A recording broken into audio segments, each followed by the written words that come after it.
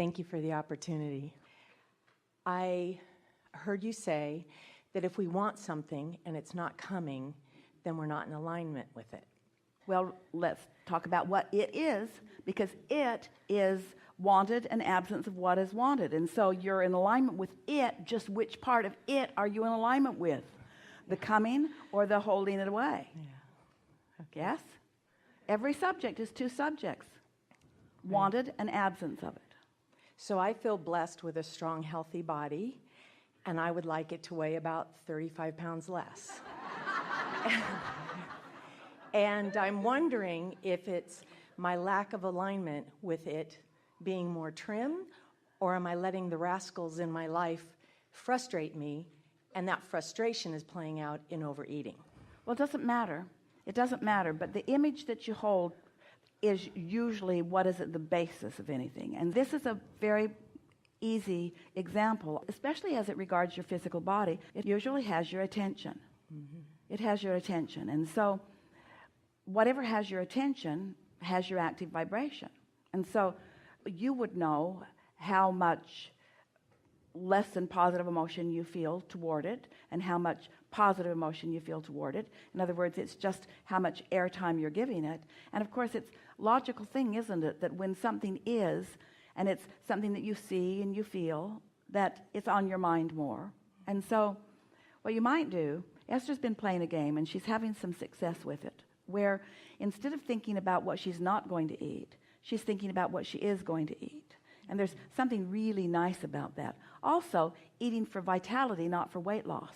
Mm-hmm. Eating for vitality, eating for invigoration, eating for vitality is helping her to find some things that are more of a vibrational match. But each of you has to find what's in balance for you.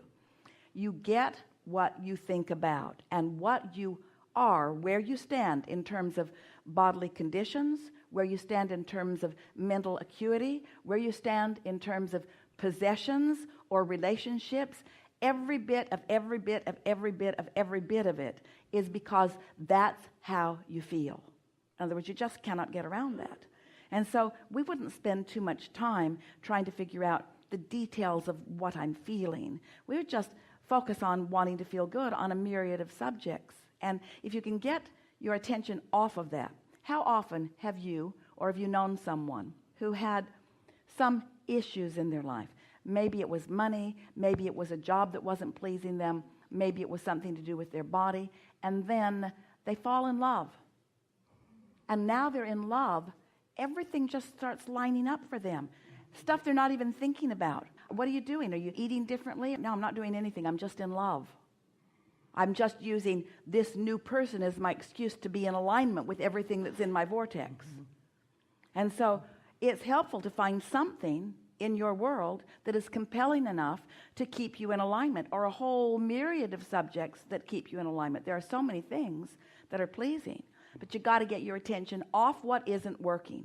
Your attention on what you do not want will hold you in that place that you do not want. And your physical body will cooperate with your mood or attitude about it. In other words, people talk about metabolism and they talk about food and different food. We're surprised any of you can find anything to eat. Because there's something wrong with everything, according to someone, that you might be eating. And so most people walk through the grocery store in sort of personal terror. They pass the menu around and everyone sort of goes into shock as you're trying to find what's the right thing for you. And what we're wanting you to realize is that your body and the trillions of cells of your body are the first and foremost cooperative components to your mood, to the way you feel. And so you want to be in ease about all of that, not in self-disappointment or not in worry. You want to feel good, and then good things on all subjects come to you. We really like this particular subject because it is the best way of describing how the what is holding you from what you want. And we would like to say to you that what is past tense. And you say, no, it isn't. I just got off the scale. It's not past tense. It's present tense. I just got off the scale. It's present tense. No, it's past tense because it's the repercussion. It's the extension of something that has been set into motion a long time ago. It's old news. What's in the vortex is what's current. You want to line up with what's coming or with what's current or with what's past. This is not easy for humans to hear because you are reality oriented.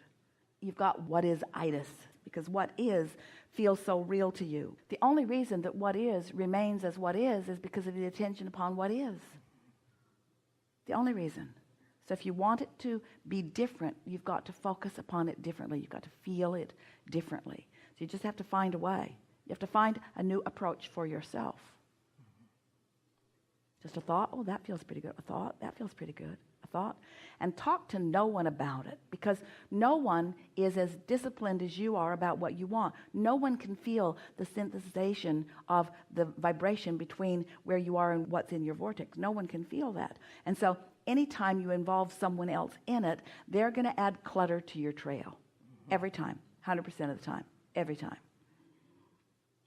Sometimes you want encouragement from others. Encouragement from others is wonderful if they're really in that place where they really understand what's going on, but it's really rare to find someone like that.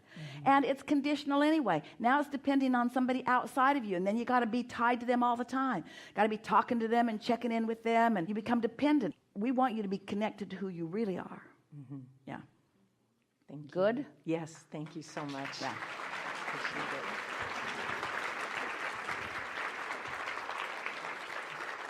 Yeah.